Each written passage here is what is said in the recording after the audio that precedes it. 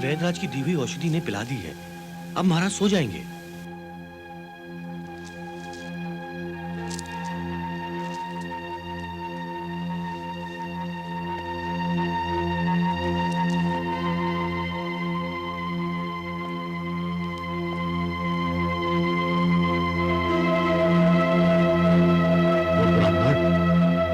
वो ब्राह्मण वो मेरा वध कर देगा। वो ब्राह्मण। महामंत्री! आज्ञा युवराज। आप अभी जाकर नगरी में यह घोषणा करवा दीजिए कि कल सूर्योदय से पहले पहले नगरी के सभी ब्राह्मण नगरी छोड़कर चले जाएं, और यदि कल सूर्योदय के बाद हमारी नगरी में कोई भी ब्राह्मण दिखाई दिया तो उसे मृत्यु दंड दिया जाएगा। मृत्यु दंड।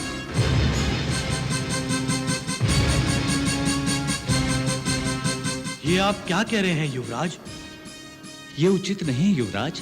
जानता हूं सेनापति, एक राजा के लिए ऐसी घोषणा करना अनुचित है, पर मैं युवराज होने के साथ साथ एक बेटा भी हूं सेनापति। महाराज कृतवीर्य का बेटा। मुझसे पिताश्री की ऐसी दशा देखी नहीं जाती। उनके मन से मृत्यु भय दूर करने का शायद यही एक मार्ग है। ना नगरी में कोई ब्राह्मण रहेगा और ना ही, और यदि कोई रहा तो मृत्यु दंड गुरुदेव, मृत्यु दंड।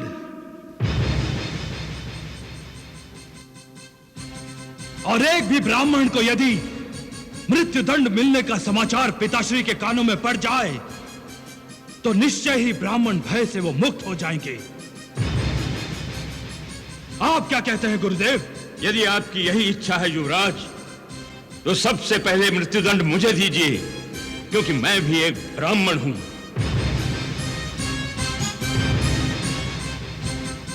महामंत्री, युवराज की आज्ञा का पालन करो।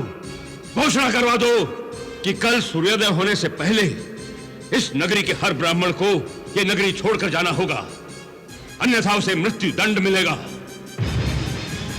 युवराज, सभी ब्राह्मण इस नगरी को छोड़कर चले जाएंगे, किंतु ये ब्राह्मण इस नगरी को छोड़कर नहीं जाएगा।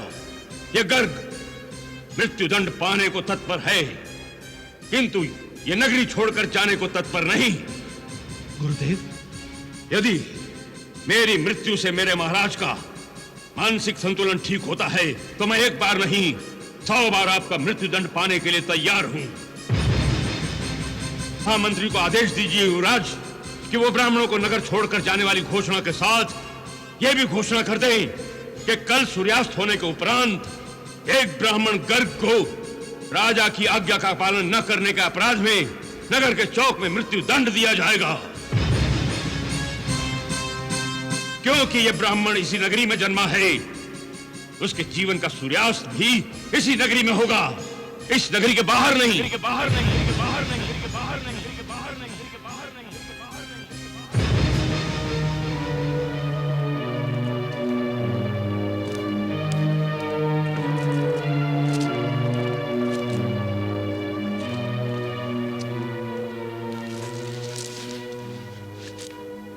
मुझे क्षमा करें गुरुदेव, मुझसे बहुत बड़ी भूल हो गई। ऐसी घोषणा कभी नहीं होगी गुरुदेव, कभी नहीं होगी। उठो युवराज,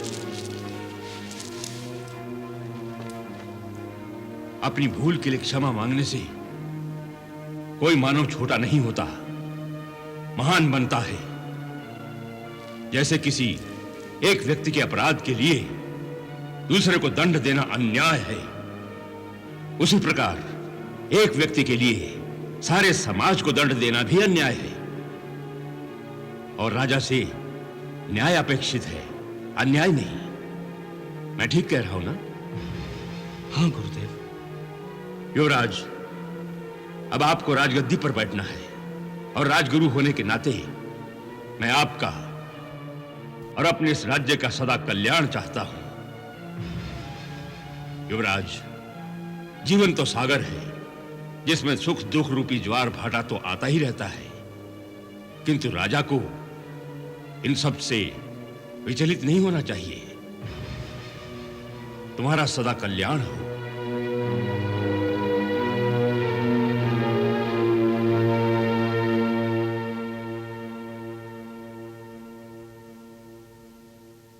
राजा से न्याय अपेक्षित है, अन्याय नहीं।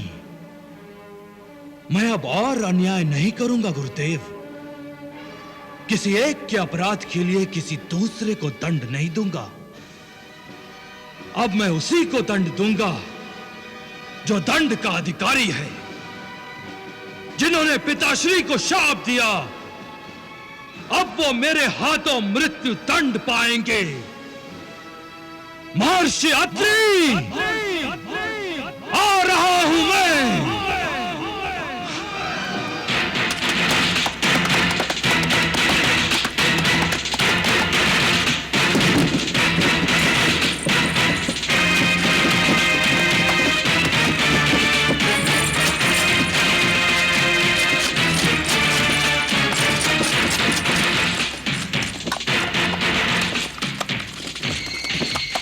नारायण नारायण नारायण नारायण।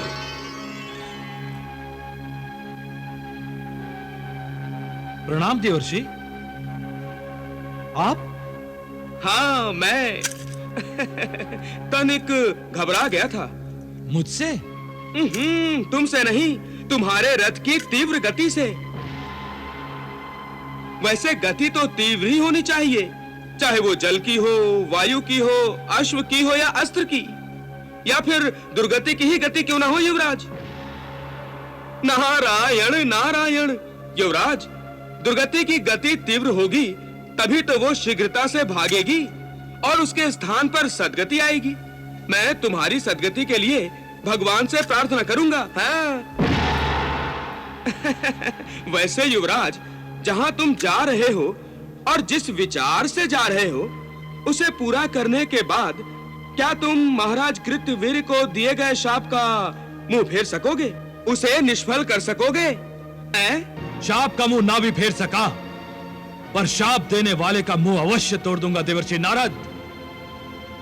और इस बुरी तरह से तोड़ूंगा कि उसके मुंह से शाप तो क्या, सांस तक नहीं निकलेगी देवर्षि नारद, सांस तक नहीं निकलेगी। जाओ युवराज, जाओ जाओ भैये। मैं तुम्हारे शुभ कार्य के मार्ग में बाधा नहीं बनूंगा, किंतु प्रतीक्षा करूंगा तुम्हारे प्रतिशोध की ज्वाला के बुझने की। यह प्रतिशोध की ज्वाला महर्षि अत्रि के रक्त से ही बुझेगी देवर्षि नारद। अवश्य अवश्य।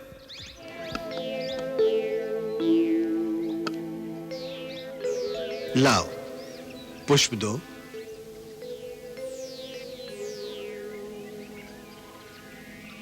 अनसुईया, हाँ? ध्यान कहाँ चला गया? स्वामी, दुर्वासा और दत्त को देखे बहुत दिन हो गए।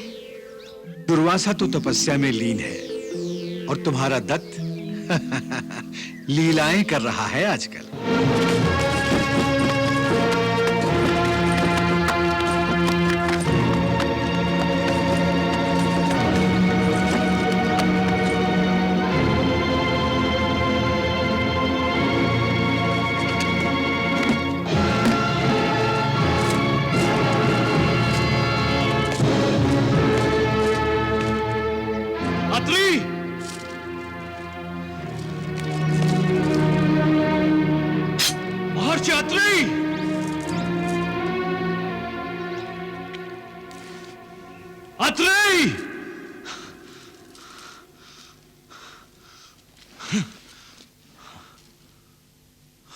महर्षि अत्रि के आश्रम में अतिथि का स्वागत है।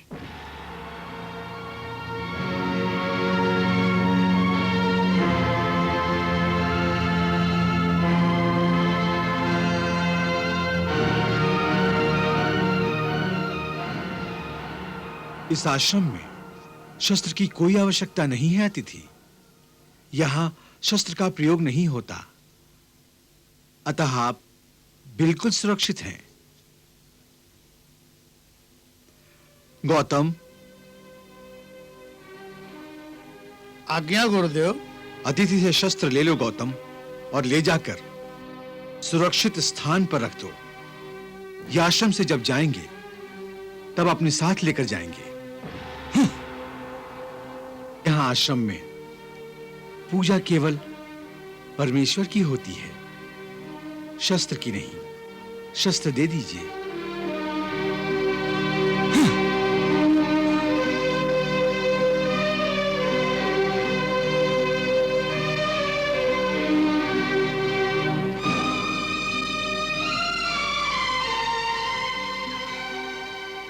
आसन ग्रहण कीजिए अतिथि देव।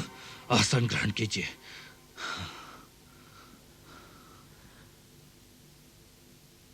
कहिए, हम आपकी क्या सेवा कर सकते हैं? क्या सेवा कर सकती हैं आप? आप हमारे अतिथि हैं, और अतिथि परमेश्वर का रूप है। परमेश्वर के लिए हम अपने प्राण भी दे सकते हैं। मुझे वही चाहिए। क्या? मुझे महर्षि अत्रि के प्राण चाहिए।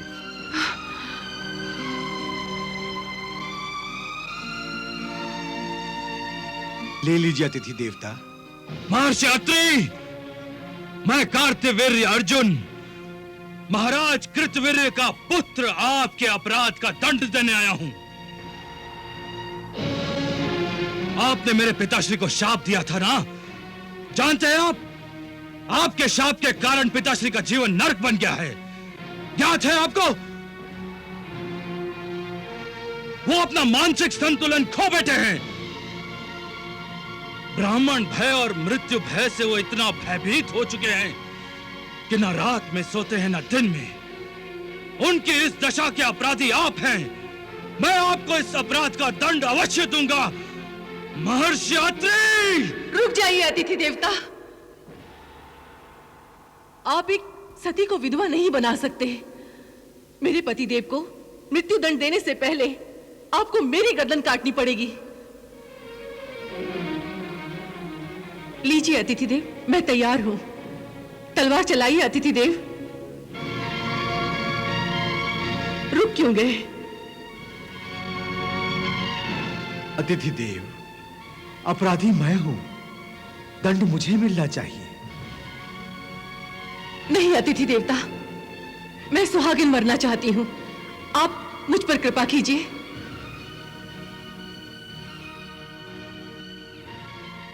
पहले मुझ पर कृपा कीजिए। मुझ पर? नहीं, पहले मेरी गर्दन काटिए। पहले मेरी, अन्यथा मैं आपसे पहले अपने प्राण त्याग दूंगी।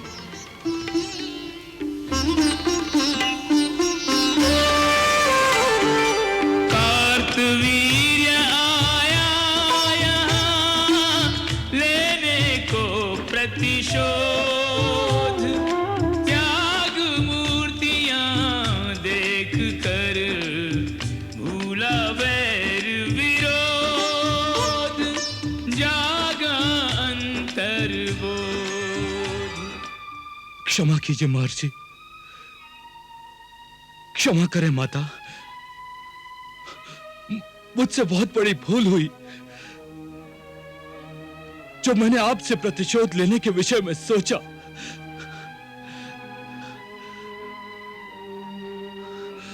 क्षमा कीजिए।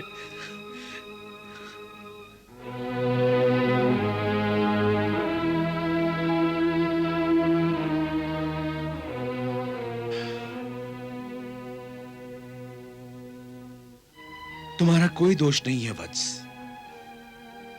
अपने पिता के प्रति प्यार और आदर ने ही तुम्हारे मन में प्रतिशोध को जन्म दिया।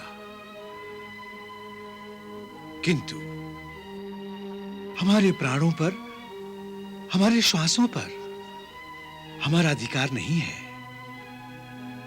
इन पर अधिकार है केवल सृष्टिकर्ता का, उस जगत पिता का, जिसे हम सब परमेश्वर कहते हैं। सृष्टि में जो कुछ भी होता है वत्स, प्रभु की इच्छा अनुसार ही होता है। तुम्हारे पिता की जो दशा हुई है, उसमें दोष उन्हीं का है।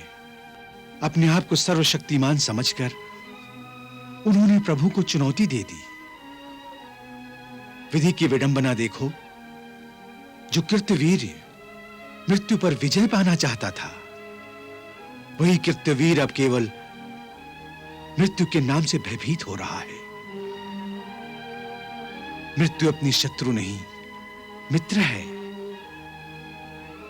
मित्र से कभी कोई भयभीत होता है? मृत्यु तो अत्यंत सुखदायी अनुभव है, जो मनुष्य को सारी चिंताओं से मुक्त कर देता है। तुम अपनी सारी चिंताओं को त्याग कर परमेश्वर की शरण में जाओ वत्स। एक अच्छे मनुष्य बनने का प्रयास करो, तभी तुम एक अच्छे राजा बन पाओगे और एक अच्छे पुत्र बन पाओगे। जो आज्ञा महर्षि, मैं एक अच्छा मनुष्य बनने का प्रयत्न अवश्य करूंगा। प्रणाम महर्षि।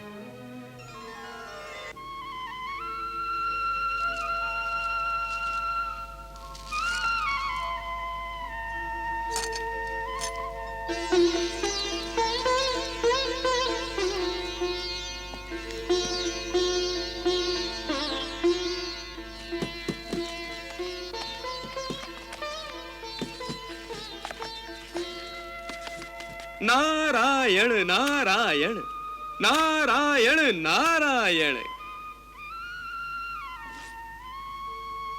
प्रणाम देवर्षि। कल्याणमस्तु। ऐ युवराज, अपनी प्रतिशोध की ज्वाला बुझाकर आ रहे हो? नहीं देवर्षि, ज्वाला बुझाकर नहीं, प्रतिशोध की ज्वाला में अपने अहम को जलाकर आ रहा हूं मैं। ये क्या कह रहे हो? ये क्या कह रहे हो युवराज? वो प्रतिशोध नारायण नारायण। हां देवर्षि, मैं जब आश्रम पहुंचा तो अपने प्रतिशोध और क्रोध से जल रहा था, परंतु महर्षि अत्रि ने अपने ज्ञान की ऐसी वर्षा की कि प्रतिशोध और क्रोध दोनों बुझ गए। कितना सत्य कहा था उन्होंने कि हमारे प्राणों पर, हमारी सांसों पर हमारा अधिकार नहीं है, परमेश्वर का अधिकार है। आश्रम जाकर तुम्हारे सारे पाप धुल गए युवराज। अब तुम में दैविक गुणों की उत्पत्ति होने जा रही है। तुम एक महान राजा बनोगे युवराज, महान राजा। देवर्षि, आप अपनी कृपा मुझ पर बनाए रखिएगा। प्रणाम। नारायण नारायण। चलो सारथी।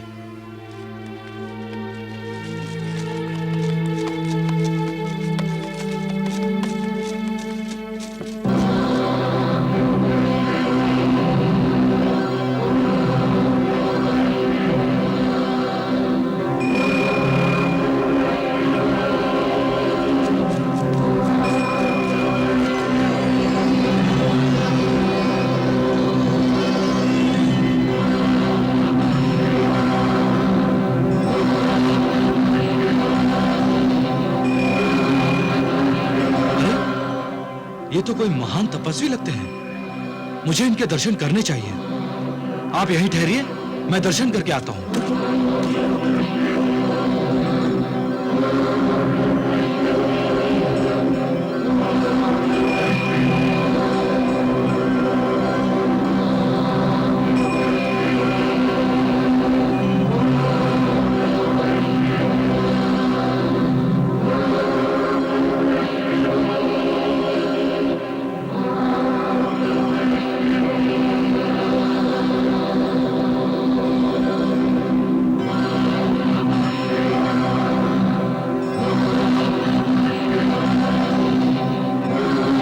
तेजस्वी ऋषि कुमार, कार्तवीर्य अर्जुन का प्रणाम।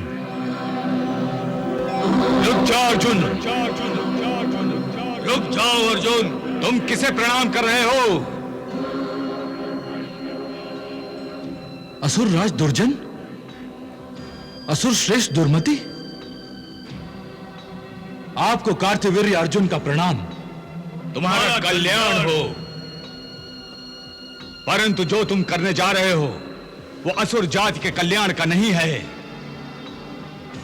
ऐसे असुर कुमारों को प्रणाम करके तुम समस्त असुर जाति का अपमान कर रहे हो। ये आप क्या कह रहे हैं? ऋषि कुमार कितने तेजस्वी हैं, आप देख रहे हैं ना?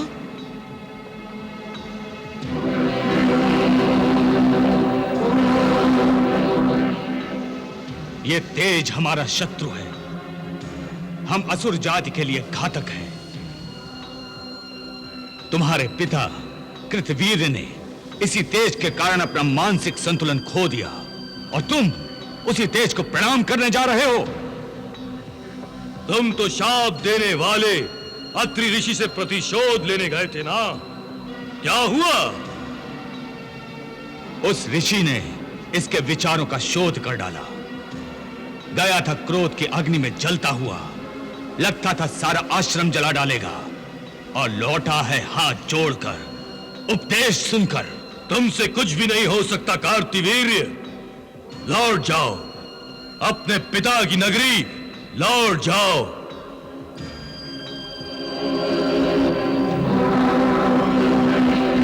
अब हम देखेंगे कि कोई ब्राह्मण असुरों को शाप देने की धृष्टता कैसे करता है। ब्राह्मण ही क्या, हम उस परमेश्वर का विनाश कर देंगे जिसकी ब्राह्मण पूजा करते हैं। हाँ, हम जा रहे हैं शिव और विष्णु लोक पर विजय पाने।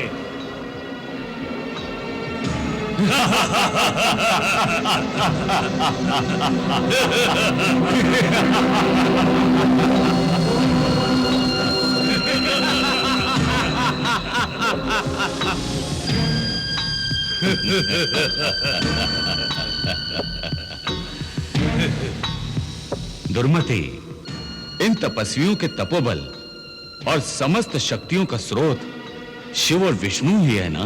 हाँ, क्यों? अगर हम इन समस्त शक्तियों के स्रोत का ही नाश कर दें तो? अच्छा विचार है भ्राताश्री। उनकी नाश का अर्थ है तपस्वियों का नाश, देवताओं का नाश। और हम ये नाश करेंगे अवश्य, क्योंकि हम अमर हैं, हम अजेय हैं। नारायण, मन बहुत व्याकुल है सृष्टिकर्ता। जो होने जा रहा है मेरी बुद्धि से मानने को तत्पर नहीं है परमपिता। मारे भय के मेरा यह कोमल शरीर कांप रहा है भोलेनाथ।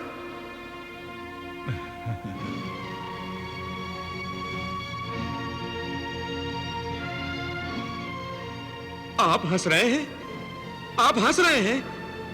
वहां सृष्टि रोने वाली है और आप हंस रहे हैं। ऐसा क्यों सोच रहे हो वत्स?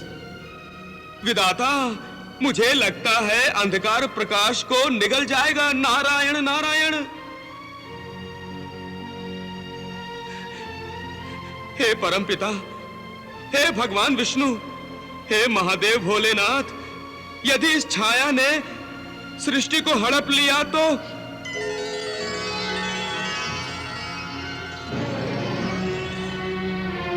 त्रिदेवों, मैं कोई हंसी ठट्टा नहीं कर रहा हूं। नारायण नारायण। वो असुर भ्राता दुर्जन और दुर्मति क्षीर सागर वाली शेष शैया पर सोने की आकांक्षा रखते हैं। वो आपका विष्णु लोक छीन लेना चाहते हैं भगवान भोलेनाथ। वो आपके कैलाश पर भी आक्रमण करने वाले हैं। नारायण नारायण। तप यज्ञ समाप्त हो जाएंगे, पूजा आराधना अपना आराध्य एवं पूज्य बदल लेंगी। नारायण, आपको तो कोई चिंता ही नहीं है। मैं कोई अपना स्वप्न नहीं बता रहा हूं भगवान। आप जानते हैं ना, दुर्जन और दुर्मति अजेय हैं, उन्हें कोई पराजित नहीं कर सकता, कोई विनाश नहीं कर सकता उनका। पितामह ने ही तो उन्हें वरदान दिया है। क्यों विधाता? तुम सर्वज्ञ हो, सब समाचार रखते हो। मैं उनकी तपस्या से प्रसन्न हुआ, इसलिए मुझे उनकी प्रार्थना सुननी पड़ी। ओम ब्रह्मदेवाय नमः। ओम ब्रह्मदेवाय नमः। नमः। ओम ब्रह्मदेवाय नमः। ओम ब्रह्मदेवाय नमः। आंखें खोलो वत्स। हम तुम्हारी तपस्या से प्रसन्न हुए, वर मांगो। हे परमपिता परमेश्वर, आप हम दोनों को अमर होने का वरदान तो दे नहीं सकते। आप हमें यह वरदान दे विधाता कि हमारी मृत्यु हो तो केवल शिव शंकर के हाथों, और मृत्यु के समय महादेव कैलाश पर नहीं पृथ्वी पर हों। और महादेव उस समय जागृत अवस्था में ना हो। तथास्तु।